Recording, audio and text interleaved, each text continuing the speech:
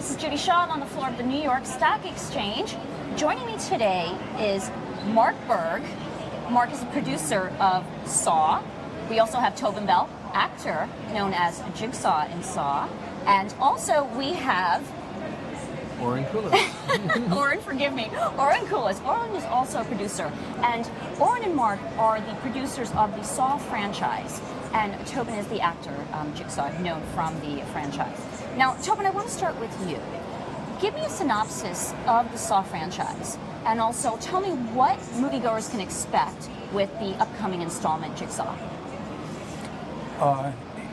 Well, this is the 8th film that we've done. It's a roller coaster ride of a story. The guy that I play, Jigsaw, is he's very committed to what he does. He's a bit of a theologian, a philosopher, a trained mechanical engineer, and an architect. And he has lots of thoughts about lots of things. Namely appreciating your life. And so this particular film, Jigsaw, continues to explore that, and in a very powerful and scary way that makes people think. So it's a great role to play. So now your career has taken you, you've been in film, you've been in theater, you've been on TV. How did you get into horror? What inspired you to take the role as a Jigsaw? James Wan and Lee Wanell wrote the first Saw, and we filmed it in 2003, and it was a wonderful script, an incredible idea with a marvelous ending. And I got to work with Danny Glover, who was in the film, and the film was very successful, and so we've continued on from there and very happily created new stories every time. Can I interject for 1 second? In Saw 1, Tobin Bell laid on the floor, a cold, dirty cement floor in a warehouse in like east LA, surrounded by blood, messed up, literally for, I think he laid on the floor for 8 days alone. You know, and He wouldn't, and by the way, we offered to, since we'd already had the prosthetic for his head, Mm-hmm. we offered to say, we'll build a dummy, because you don't have to lay there, because a lot of the movie was almost like a play with the two actors going back and forth over Tobin, and you didn't know Tobin was alive. Oh. So for anyone we would just would have put a dummy there. He said, no, I insist on being there. Wow. So he laid on the floor for... Well, yeah, I have compelling reason for that. Actors need to know where they're coming from, you know?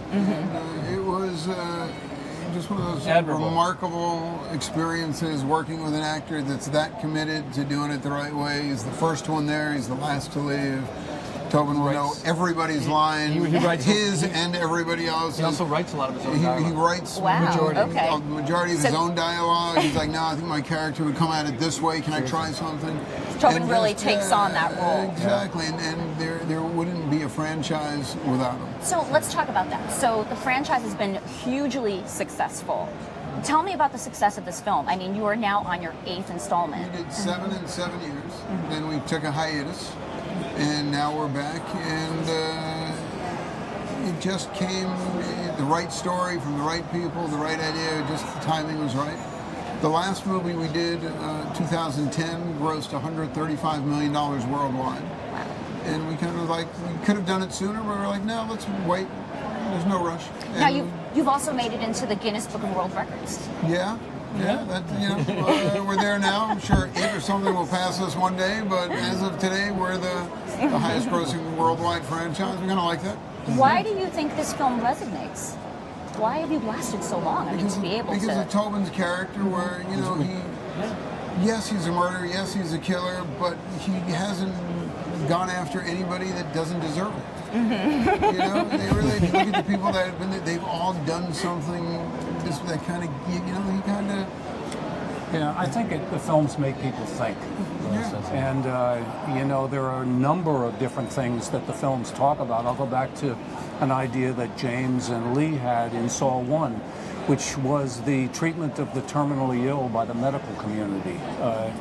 that was a concept that permeated that film, and other concepts have been introduced in the others that make people think a lot. So the films have a raison d'etre that not only are they exciting and innovative and scary, but when I talk to fans, they want to talk about some of the precepts, some of the concepts that are in the film. It's a what if. I mean, it's not some. And I mean this. It's not some girl in the shower and a guy's going to come slash her. It's actually what if.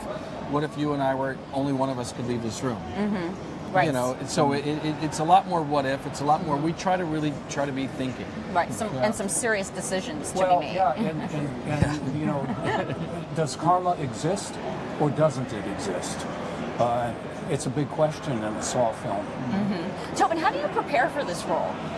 Do you have to get into a certain mindset to play this character? No, I approach this character the same as I approach any other character. I ask a lot of questions. What does he mean by that? You know, I played astronauts and priests and cowboys, and so John Kramer, who is Jigsaw's real name, I approach him from the same perspective as I would approach any other role. A cowboy? Yeah. You're the cowboy? Tobin was. You'll see, Tobin's script, and it's completely marked up with notes and like, what was the guy thinking here? What was his motive? Why? Would he have done it this way? Would he have said it that way? For our scripts to pass the Tobin Bell test, we don't give it to him until we're pretty sure he's going to like it. Now, how do you come up with this? We sit down and spend a bunch of time A lot of Googling talking. torture and looking through. Like if you saw us at a dinner table, and if people were at the table next to us having dinner, and they saw Oren and myself kind of going, all right, have we ever killed anybody this way? What about that? We literally. Yeah, people are probably looking at us like, okay, People this get is up really and like, leave and Check. maybe call the police. exactly. Like we better like talk to these people because like what's going on at the table over there? But it's also we spend the majority of the time talking about logic. We literally put placeholders sometimes in the script for a trap. We know that these 2 people are going to end up somewhere, or these 5 people and 4 are going to come out. But we really try to talk a ton about the logic. If this happens here, this happened then, and we literally have sheets of timelines of what happened. Because one of the things we do with Saw is really play with time. So. And the one other thing I just want to say, this franchise would not have happened without the whole Lionsgate team of Jason and Ida, the whole acquisition team working with us from the very beginning with Pete Block. And then when it comes time to selling it, Tim Palin and his whole marketing department getting us here. I mean, we're on the floor of the New York Stock Exchange. Yeah, and we are thrilled to have you here. This is kind of cool. Yeah. So now, with every film, you've had this campaign where you have a blood donation. Yes. Tell me about that. We've raised, through the first 7 movies, just approximately 140,000 pints of blood. Wow.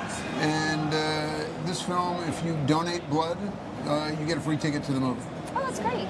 So we're trying to get people, because there's a giant need for blood in our country. You know? I mean, you Blood saw is- they ran out Especially now. of blood in Vegas. I shouldn't say ran out. I know they were alarmingly low Right. for blood over the weekend, and so it brings awareness to what we're trying to do. Very timely, yeah. Our goal is if we can raise 40,000 pints of blood with this film, that'll save 100,000 lives. I mean, it's kind of it's important. That's amazing. That's great. Okay, one final question. Do we think there's going to be a 9th installment? I hope Are so. we going to see? If there's we kind of took some time off, and for us it's about finding the right story and the right timing, and I would say yes, but you never know. We don't have a story yet. Mark Until and the I movie opens, we don't jinx we're it. very superstitious. We're very superstitious. Very superstitious. We literally don't talk about it. We don't think about it until the one comes out. You know, there are some ideas in this new film. Back in 7 years ago, a lot of the people that could get into this film were of a certain age. Now millennials, there's a whole new fan base Right. for the Saw franchise, and I think that these audience members are going to come to these films with a different mindset than audience people had in 2000 and the last one we made, 2010. A lot has transpired in 7 years, and the world is a different place. So Yes. I look forward to hearing what all the new fans have to say about the film. Okay. Well, fans need to go out and see the movie. It opens October 27th. Yep. Right. All right. Well, Thank everyone, you. please. Thank you very much. Thank you very much. Thanks for having us. Go see Great the to have movie. you here. Yeah, go out and see the movie October October 27th. 27th. It's theaters. Theater near you in IMAX.